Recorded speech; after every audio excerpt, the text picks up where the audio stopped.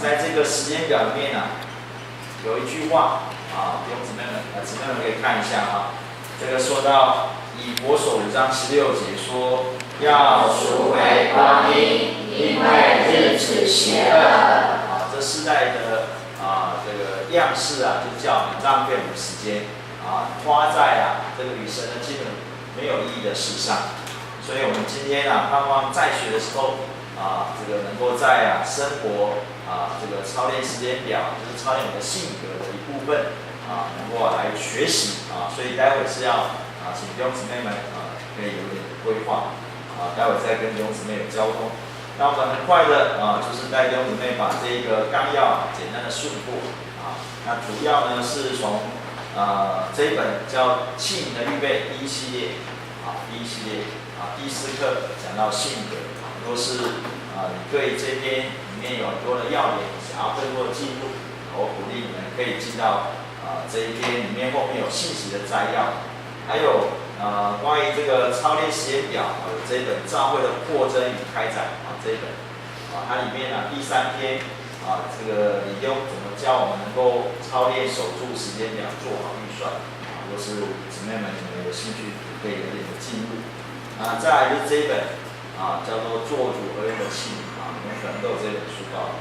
那在里面有这个几篇特别提到这个性格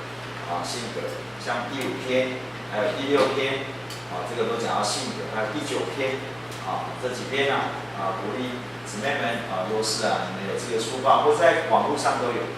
现在太方便那我们能够借着这些网络科技更多的在这里进到这些知识的丰富里面。好，那我们很快来看一下这里说到做主合用的器皿想问姊妹们一个问题，你们愿意成为主合用的器皿的请举手。还不错大家都举手谢谢。这个举在主面前不是说这个弟兄问我就举手这个有时候我们需要先认清楚，我们今天坐在这里，就表示我们有一种的心情愿意成为主合用的器皿什么叫合用的器皿呢？意思是说还有一种器皿叫不合用我不知道你们有没有买过东西，买回来之后发现不合用，那你们觉得这个东西不合用，你会怎么处理所以你们有没有怎么处理？退货对不对？我不久前去那个特利屋买了一个东西那个吊衣杆结果买回来发现这个根本不够长直接说不合用那怎么办？不合用对那也没用最后我想把它退货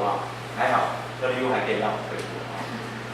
弟兄姊妹，那我们这一生如果没有好好的被主来预备，你觉得我们会有什么结果呢？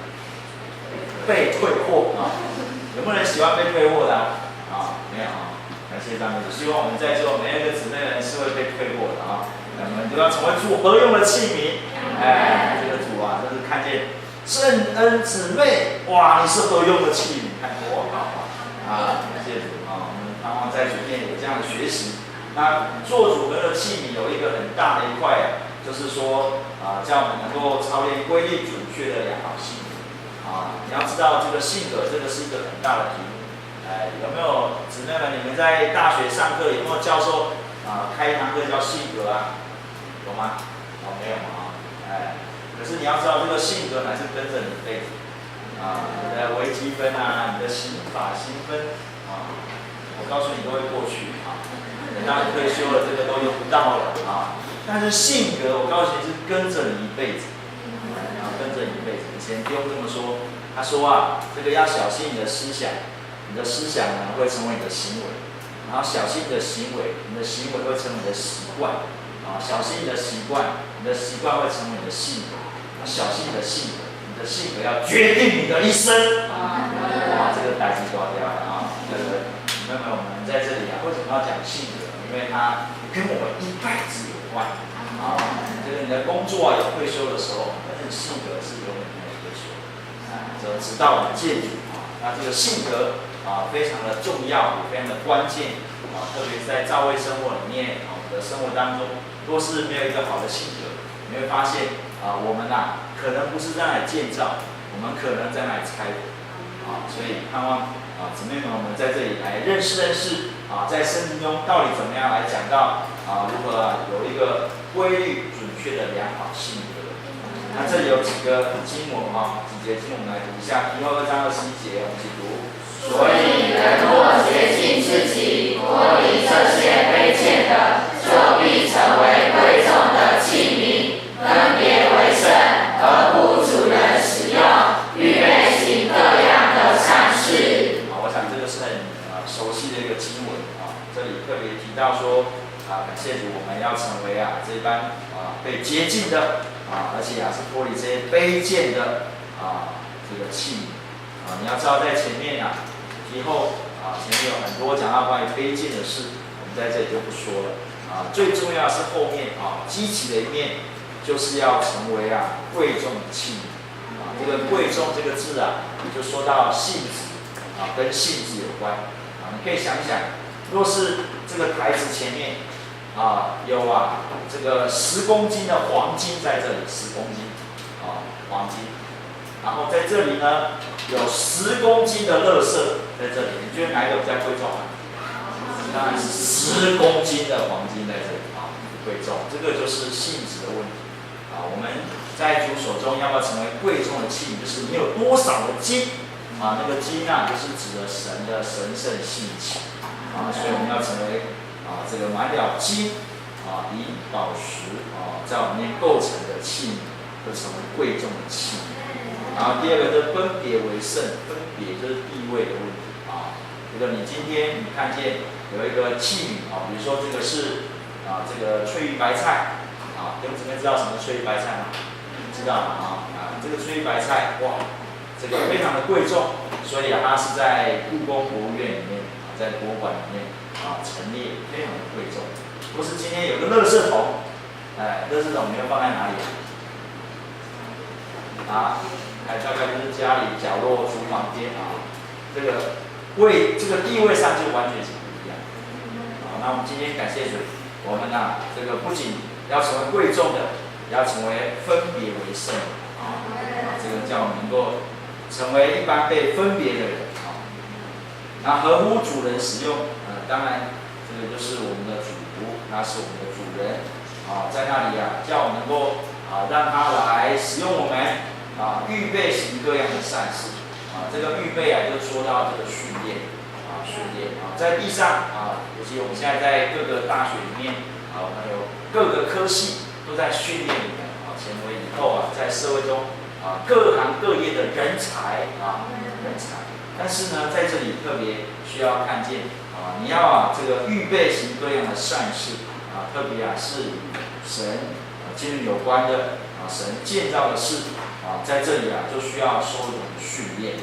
所以在这里姊妹们也许觉得花这个时间干什么？下雨天下那么大雨，在家里睡个觉不是很好吗？我们坐在这里，姊妹们我们在这里是要预备叫我们能够这个受成全真的是能够成为有用的器皿。然后加拉太书2章20节，我们来看一下，一起读：我已经与基督同定十字架，现在活着的不再是我，乃是基督在我里面活着，并且我如今在肉身里所活的生命，是我在神儿子的信里与他连结所活的。他是爱我，为我舍了自己。这里特别强调是那个我那个我。因为那个第一个我说我已经那个我是救我什么叫救我呢？救我呢，就是没有神的生命的性情，就是救。但是后面说，并且我如今这个我就是新我新我呢，就是有神的生命和性情。今天弟兄姊妹们，我们愿意预备我们愿意受训练这里很重要，就是说你是新我还是旧我若是你仍然在救我，像今天有很多的所谓的这个所谓的训练班、补习班都在旧造里面甚至宗教也在那里训练人做好事做好妻子在那里也试着用哲学来改变人教育来改变人。你觉得教育能够改变人吗？你可能受到最好的教育，但是你可能是犯最可怕的这个所谓的高科技犯罪。那今天你要知道，重点就是我们要成为那个新我，你才有机会被训练。若是你只凭着你的旧造也许你生来就很温柔，也许你生来就非常有好人缘，很有所谓的口才，很能够与人相处这个都不是新我这些不过就是旧在生命中没有太大的价值。所以感谢主，今天主已经为我们为我们复活，我们今天有他这个神圣的生命和信息在我们的里面。那罗马书8章13节，我们一起读：因为你若照肉体活着，必要死；但你们若靠着那灵支持的行为，必要活着。这里特别有一个字很重要，叫做行为行为，把这个行为画起来。当我们在这里说到要建立这个性格这里的行为就是讲要建立性所以这个性格呢就是这里所谓的行为是靠着什么？那灵致死身体的行为。所以今天我们在旧造里面我们可能有我们自己的一些生活的习惯我们的行为，这个都是在肉体救人里面。但在这里这个那灵才能致使我们身体的行为，像这个行为乃是经过被对付被了结所产生的，这个才是今天我们所要的性格所以这个尼托生弟兄就讲他说若是我们在50岁以前，我们的性格我们这个外面的人没有被破碎没有办法被破碎，我们这个在教会中迟早都会发生难处问题这个今天还不在于你不爱主这个今天越爱主的，感谢赞美主，可能越造成教会中的难处那你说那我又不要爱主了？不是，你要更爱主但是我们需要接受那灵在我们里面更多的对付使我们这样外面被致死叫我们里面的人更多的能够活出那个新样所以这个性格非常的重要尤其现在姊妹们，你们住在这个姊妹之家，你觉得你可以跟每一个姊妹都能够相安无事、和平共处吗？姊妹容易吗？不容易今天这个你不觉得你有什么难处？当你跟人家住在一起的时候，你就发现你难处很大。没有人阿们没关系，你们都承认好，总而言之呢，性格很重要这个第一大点我们来看就是第一重点说，性格是我们在装备真理、生命长大上最大的仇敌难处这个姊妹们我们在这里一起的学习，我相信姊妹们都是爱主的玛利亚你也愿意在那里读主的话，去求生命的长进。但是你会发现对一个爱主的基督而言，最大的仇敌是什么呢？就是性格因着这个性格可能叫我们这个遭受到一些的这个打岔也叫这个弟兄姊妹感到为难。所以在这里我们盼望弟兄姊妹们对这个性格我们实在是非常的看重第二，性格是我们在侍奉和配搭的基要与命脉想想看这个可能我们只是一个小小的配搭包括我们这个雨过才有的整洁比赛整洁评比当你跟姊妹们一起配搭要扫厕所，要扫走廊，要扫寝室，要扫厨房会不会扫的都开始冒烟你们都不会冒烟孙子会不会冒烟不会那我只会是得胜者可能你没有冒烟，别人都冒烟主耶稣这个性格是我们侍奉与配搭的基要命脉所以我们到底有什么样的性格这个我们就在那里这个能够与人有什么样的配搭好，第三，我们的性格关系到教会的建造与主恢复工作往前所以不要小看今天在座的姊妹们你要知道我们今天看重这个性格的操练要叫我们以后在无论哪一个教会或是到这个世界各国去都可能成为主往前的踏脚石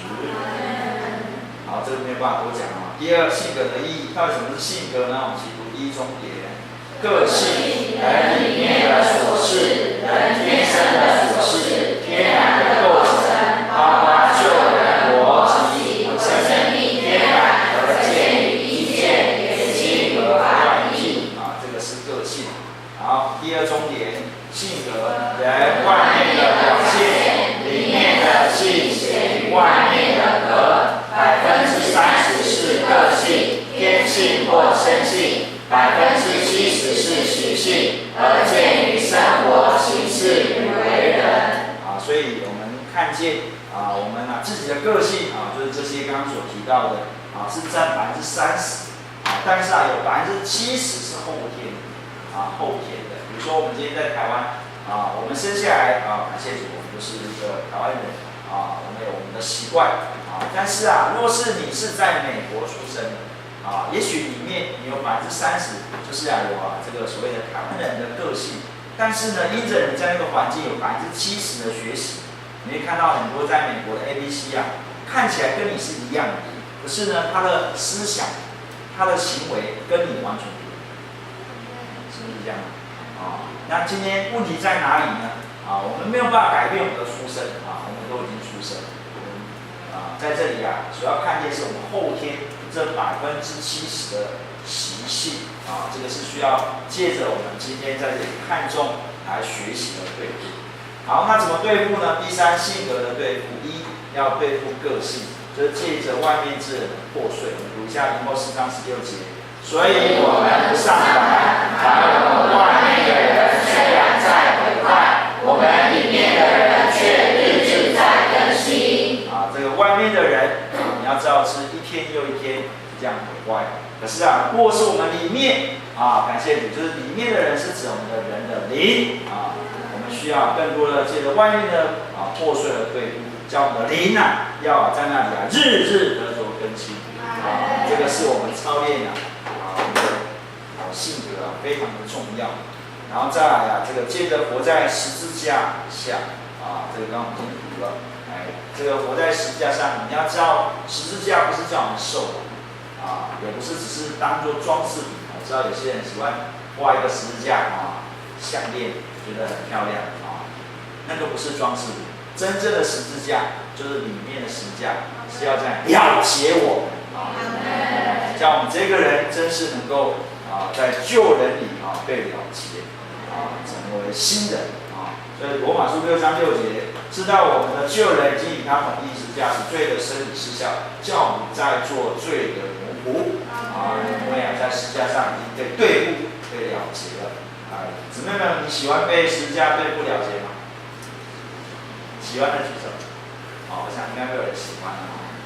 所以我们不喜欢被对付、被了结，但是你可以跟主有这种祷告，主谢谢你，我不喜欢十字架，但是谢谢你照着你的心意，你借十字架来成就我的对付叫我有够用的恩典来经历十字架的功课。第三，借着反对自己、拒绝己，并丧失我的生命这个都是不简单我们这个讲很快但是这个是我们一辈子在那里的经历世界的筛的过程，筛是一种淘汰那今天谢谢赞美主，我们是不是能够合乎主来使用呢？需要利用筛的过程，一种过程我们在这里越筛就越成为这个主有用的器第5就借着变化罗马书12章2节说，不要模仿这世代，反要借着心思的更新和变化，将验证为神那美好和喜悦并纯全的旨意这个在乎我们变化有多少。这个变化呢不是这个外面的所谓的教导也不是外面一些的学习而已，更重要的是新陈代谢就好像我们今天吃了早餐、吃了午餐，这些东西都会让我们有个新陈代谢的改变叫我们这个人有一种的营养，有一种的东西能够维持我们的生活那这个是需要变化的我们今天不是做一个为死人化妆的工作今天你画得再漂亮，你可能还是一个死人那是没有用的。但是今天你要好好的享受，让它在里面有个新陈代谢的改变自然而然的就在将基督活出来第二就是对付性格啊，靠着内住之灵致使我们的习惯啊，然后再来就是说到这个运用意志与主配合，第三戒的因境啊，这个都是今天我们在这里所操练的。第四，性格的学习、操练、建立与培养啊。第一重点说性格的学习，学习什么呢？做人、做事、做工啊，这个就是李庸所说的三做啊。这个你不能够做人，你不会做人，你就没有办法做事；你不会做事，你就没有办法为主做工啊。这个提前4章12节说，不可小看你年轻，总要在言语为人、爱信、纯洁上，都做信徒的榜样啊。因为我们在座的姊妹们年纪都很轻大概是20岁左右但是不要叫人小看你年轻我们在这里若是在性格上有一种的学习操练和建立，感谢赞美主，我们就能够在人面前显出这个众人的一个榜样所以我们今天盼望借着很短的时间也许我们这个很短不到1个小时间这个就把性格很简单的带过，但是盼我们一生之久，我们都要在这里记得，我要操练性格叫人不小看我们年轻。那李利翁呢，早年他有一本书报叫《性格》他列了30点就是这下面的30点，我们一起把它读过就好第一个，真纯情，心大气，温忍生，存正静，专攻长，亲热旧，刚柔顺，补低平，很难压，明厚重。这30点都非常的宝贝没有办法太去讲它，因为这个李庸是花一本书来讲那每一个点都非常的重要至少不用怎么样对前面真还有准跟紧有一个深刻的印象这个真就不戴假面具这个在那里有一种对人的真诚准叫我们不松散在那里说话准，做事准然后紧就是增加准，就是这个紧这每一个点都非常的重要，也在我们的大学时代，这些都要成为我们很重要的一个这个成全的基础我们听过一个见证这个李师母就是李长寿兄的姊妹妻子，她就亲自做见证说这个性格30点是这个李庸自己讲的他就用这30点天天来对照这个不简单姊妹们能够通过你的配偶的对照，在那里的肯定那是很不简单这个那个李师母就亲自做见证李长寿兄他收这30个点，他自己都做不到这个就是他的生活跟他的活出这个李庸是我们一个很好的榜样盼望这30点我们也慢慢的学习成为我们的活出第三，性格的建立与培养这里说到几句几个重点我们在读，凡是真诚的，凡是庄重的，凡是公义的，凡是纯洁的，凡是可爱的，凡是优美的，凡有什么德性，若有什么称赞，这些事你们都要实验这些都是我们需要来建立和培养的性格。第5，就事工主者的性格今天我们在这一同学习创世1章26节说，神说我们要照着我们的形象，按着我们的样式造人，使他们管理海里的鱼、空中的鸟、地上的牲畜和全地，并地上所爬的一切昆虫。所以就说到这个是神他有个心意，就是要人有形象来彰显他有他的权柄管制权来这个管理这一切他的造物这是神需要人与他来配合然后这个马太福音5章44节，但是我告诉你们，要爱你们的仇敌，为那逼迫你们祷告这个不简单爱你的仇敌哪个容易有时候我们跟姊妹家的某位姊妹可能就是死对头这个老死不相往来这个看到他就不舒服，看到他就冒烟怎么爱我们的仇敌呢？你要知道这个爱不是你的爱，这个爱是神圣的爱路加福音23章34节，当下耶稣说：“父赦免他们，因为他们所做的，他们不晓得。”主耶稣讲这句话是他已经被这些犹太人钉了十字架。这个照着我们的天性我们可能就跳下来给你看。谢谢证明一下我真的是神的儿子啊。但是他们也这么做，他在那里说父啊，赦免他们，因为他们所做他们也不知道。从主耶稣身上就看见要有人道经过人性，而且要有高超的美德啊。这几个就是高超美德。第一个就是超本的爱，极广的宽恕，无上的信息，尽致的卑微，绝顶的纯洁，至圣之力，光明正大。啊，这也就是我们所看见的这些我们的活出。我在说这个性格，不是外面的化妆，不是外面的表演这些表演有一天都会过去就好像以前在中国大陆有所谓的猴子打戏这个猴子呢，它可以装模作样，穿上人的衣服，穿上鞋子，穿个帽子拿个拐杖走路像人跟真的一样。可是当他表演结束这个主人就给他一串香蕉，猴子拿到香蕉之后，他会做什么事呢？帽子丢了，衣服脱了，鞋子也不管了就抱着香蕉跑到树上去享受他的香蕉这个姊妹们，我们今天看到大家坐在这里很喜乐有模有样希望我们这个晚上一结束不要这个丢了那个丢了这个猴子就是原形我们在这里不是只是一个说这个猴子把戏在这里面就接受主的变化。好，我们有点时间就是请姊妹们这个操练表拿出来这个是我自己的操练表我自己也寄 email 给你们了这个是我自己的操练那我是在这里建议姊妹们你可以试试看因为这个是每30分钟为一个比如说从早上你几点起床，晨星然后你有什么固定的3颗金黄色，就是每周我固定要不是的聚会然后还有其他的安排，包括你的午餐你要可能会有午休啦，或是你可能要去上课啦，还有你晚上你参加了一些小牌你就把它写上去你尽你所能把你一周可能需要花到的时间，你都把它写上去你会发现你评完之后，你会有很多的空白，这些空白就是你平常浪费的时间发呆啦，看韩剧啦，玩手机啦，跟人家吵架啦，等等那我希望我们就是来试试看，来操练一下，不要浪费我们时间。现在我们有时间姊妹们开始画你的操练表。我们希望呢这一堂结束之后，你的操练表就可以把它写出来，那这个就是我们要来这一学期其实这一学期也快结束了无论如何下学期你再试试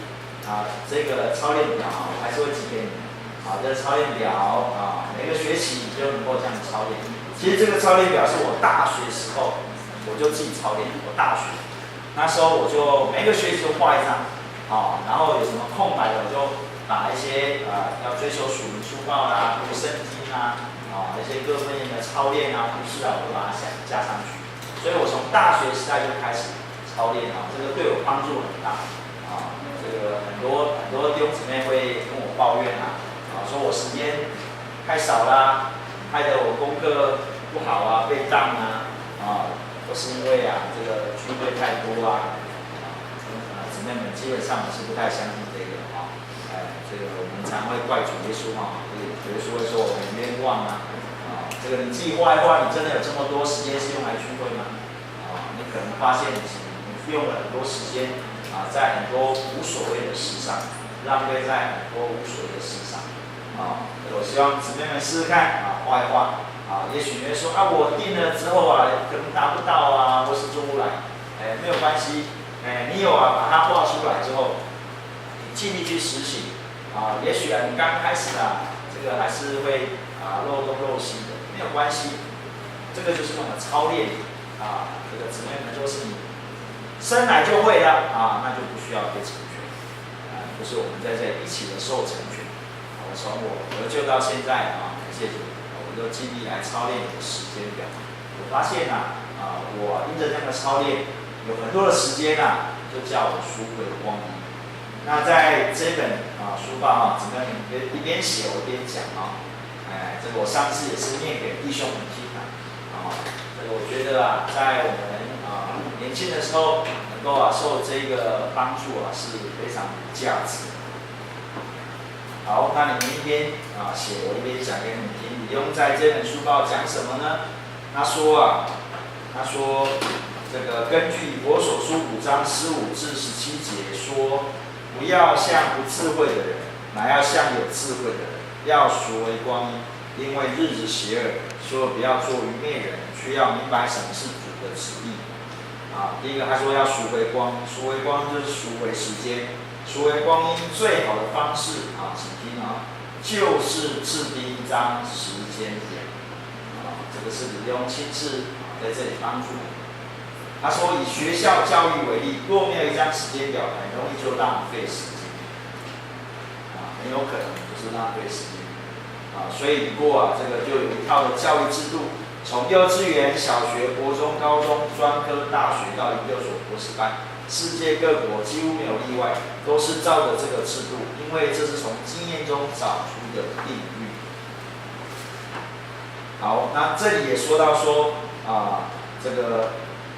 我们一切都要按着时间表进行从幼稚园、小学、中学、大学等等，这个乃是这个制度在那里赎回光阴的好办法好办法。他说以过这么多年他在那里做了很多的成全训练在那里叫弟兄姊妹来这个操练，但是一直没有这个时间表，时间就浪费。他说有的姊妹做家庭主妇白天孩子上学，丈夫上班，自己除了日常家务真是完全自由这样的人如果没有一个时间表，把一周或一天该做的事规划好，很容易就浪费时间，一事无成。以读经为例，如果没有一个时间表，你就很难去读圣经。你或许很爱主，但你一天只有24小时。若都忙别的事，而没有把读经放在时间表中，你就不会有多余的时间读圣经。我们若爱主，就该向主活。怎样活法，就是必须列出时间表，否则整天很快就晃荡过去，那真是对不起主。这个是李勇讲的。他说你要权衡身体的情况，按现实的情形列出正常的作息时间表。若有人不太健康，就要为了主的缘故，爱惜身体，画出充裕的休息时间，然后一天之内该做什么事，包括看报纸，都要列在时间表里。这样一定有时间读圣经、祷告、事工。否则你一高兴，圣经读个不停；一高兴就把圣经随手一丢。我们绝不能把事情信托这样的人，更不能与这样的人一同做工，因为做来做去，可能都不知道做到哪里去。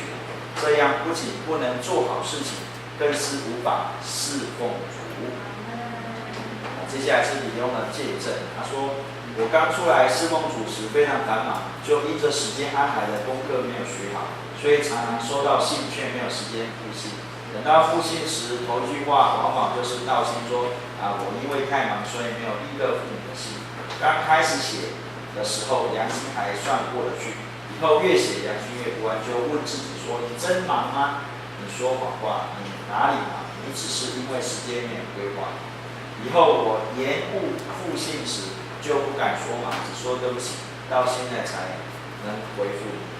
这虽是诚实话，写来写去仍绝不对，因为言辞不尽总是话。换句话说，总要规划出一个时间表，才能做好每一件事。相信许多圣徒都有同样的经历。原来定规每周读多少圣经，结果实行不到1个月就中辍了。检讨原因都推说太忙，但其实不是因为太忙，而是没有列出时间表。所以时间守得不好，如果时间表列好也守住了，肯定有时间途径。好，然后这里呢就说，有时候我们会看见一些姊妹，无论中年或年长的，去聚会都用跑的，好像很赶。为什么这么赶？因为他们都爱主，若是不爱主，待在家里何等轻松愉快。既然都爱主，就不该浪费时间。如果他们赶聚会，好像时间守得还不错，等到聚会结束，就好像都松了一口气，什么时间表也不顾了。那还是证明他们对于佛所5章16节所说的赎回光阴并没有多少经历。按经历说，赎回光阴就是要赎回预算光阴，把时间好好算一算，做个时间表，否则时间一过就没有了。时间预算好，就等于把光阴抓住赎回来。做学生的都知道，如果学校没有定规时间表，那个制度所谓的上学实际上是浪费时间，大家晃来晃去，时间就无聊等等。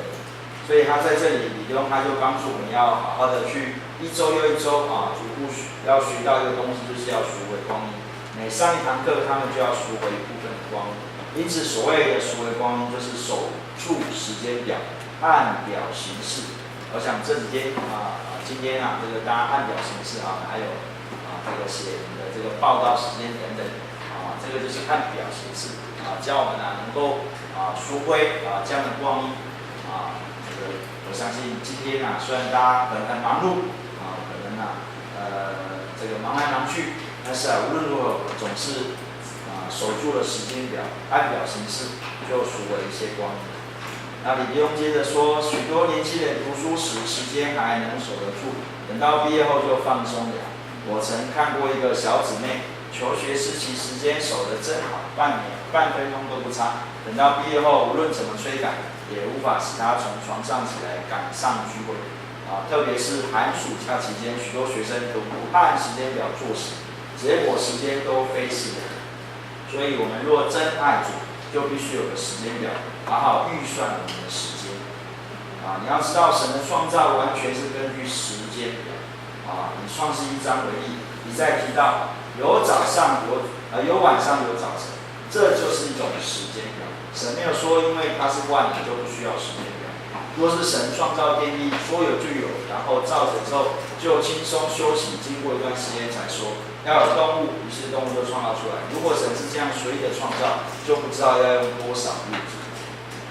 所以你若要仔细读圣经，就得承认第一个守时间的就是我们的主，他是全能的主，但在时间上没有放松，也没有随意。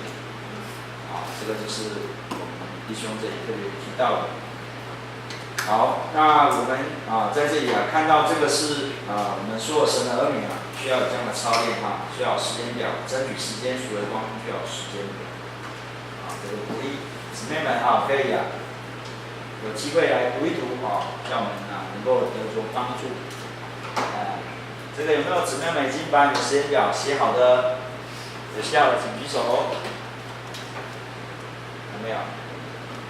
大家试试看可能刚开始从来没有这样操练过，你写会觉得好像不太容易因为你从来没有这样预算过你的时间那我们的时间可能有很多的时候是这样空白的溜过去那因为这个时间表是要可行的，这个不用想说我要做出一张超级属灵大汉的时间表你就不需要都非常的真实是什么时候这个起床的，什么时候晨曦什么时候吃早餐上学的时间你看过我的操练我的时间表，我还把陪伴我女儿的时间陪伴我家庭时间都列上去刚刚我来之前还陪我女儿帮她的那个小火车的铁轨把它架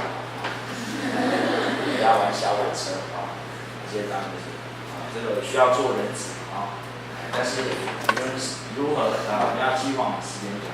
我常鼓励弟兄姊妹们，我们有些的操练非常的重要，包括读圣经因为我们现在姊妹们读新约超过10遍的举手。你的新约圣经从马太到启示录读超过10遍，都没有人5遍以上。有终于有了，感谢很好。1遍呢？有没有1遍？1遍还可以谢谢。鼓励大家要认真这个我还是继续操练，从大专到现在，从大学就开始读圣经。我现在新约已经读了310遍。就是我的意思，就是说要预算我们的时间这个姊妹们，这个预算时间非常的重要这个你能够预算好时间，你才能够守得住你先不要去想说我写出来这个可能守不住不要这么想，不可能守不住大体你一定守得住。比如说吃3餐，总守得住吧你什么时候时间你都不知道要吃饭时间吗？不可能什么时候洗澡呢？你不要花1个小时洗澡这个有时时候1个小时、2个小时洗澡太长，就是画出一个合理的时间，到底我们怎么样来画出一个时间？叫我们在年轻的时候直到今天我还操练时间表，然后我们能够借着这样的操练叫我们赎回很多的光，真的可以做见证这样的操练时间表叫我赎回很多的光。我们看有姊妹们，有大多写出来，有些还有空白不知道怎么写，这个可能平常没有特别去注意这个没关系，大家试着慢慢写这个操练这个时间表其实就是性格的一部分他不敢说是全部，但至少它是叫我们能够操练真理很基本那其他各样的操练这个就是我们一生之久要去学习那我们在学我很在意这个弟兄姊妹们，在弟兄姊妹之家常常会觉得说，哎呀，我没有时间聚会这个要特会的就请假要训练的就说我生病头痛看医生其实都不是，就是可能其他的事情耽误了所以我们在大学时候一直有这个操练表很帮助我这个我一周聚会超过30堂以上所以我们每一天我在大学的时候我念的是法律系所以这个我们功课也是很重，是不是？弟兄姊妹功课很重，最终应该是大3、大2、大3都是很重要的课那时候这个我每一天我都有固定的时间读书，我还有固定的时间复习我下课我会去复习所以我在考试期中考、期末考，我很少开夜车这个时间到11点一到我就去睡觉所以我很少开夜车。我不知道现在姊妹们你们考试的时候会开夜车？不会不错。弟兄大概都听票的人都开夜车是不是？木君兄没有开夜车所以我们平常若是你有好的预备，你就不会开夜车就很而且考试成绩也不会太差我在大学时代到毕业我拿了5个奖学金这个也没有什么那个秘诀就是你要好好的运用你的时间像我们的学科你们有没有学法制史？没有那个都是要靠背那时候我们背一本书，我的法制史成绩是100分我们考试有没有考到100分论文的考试我写我们考试时间70分钟我写 A3 的写了4面然后我们那个教授是大法官，他就给我100分谢谢他那这个为什么会花这个时间？就平常就是有预备就不用担心有没有已经写好的？还是没有？不可能刚刚不是有几个举手有操练这个时间表吗？刚是谁举手是有操练时间表？来，这就是可以来，我们请你分享一下，你怎么操练时间表？用麦克风，麦克风，来，请你跟我们分享一下。听不清楚，你说什么？不用复制你本来就有写。来，你看怎么操练？操练这时间表什么？跟我们分享一下。来，站起来。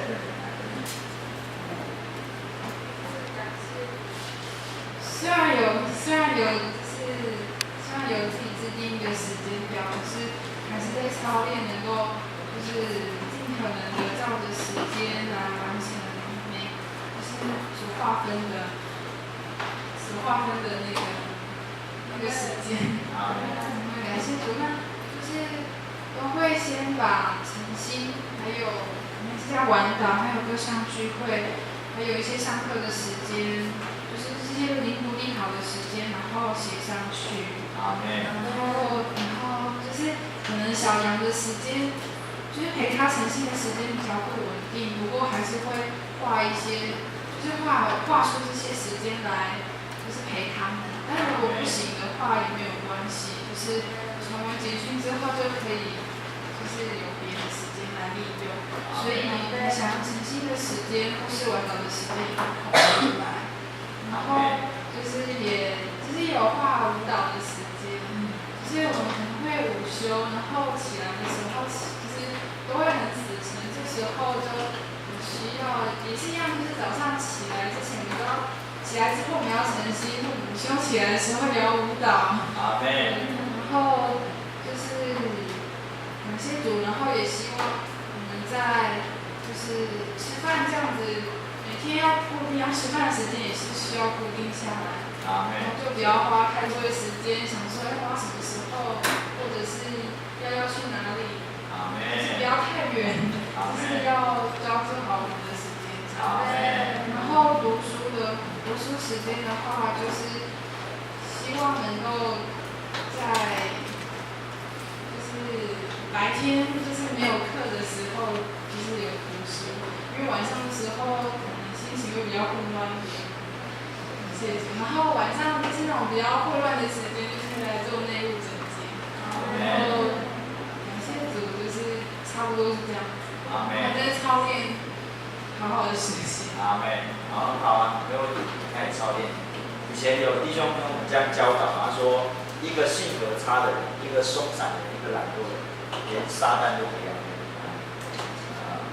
今天你看到很多同学成绩很好，或是很多人很有成就，你不要只是羡慕人家有成就，那过程中他是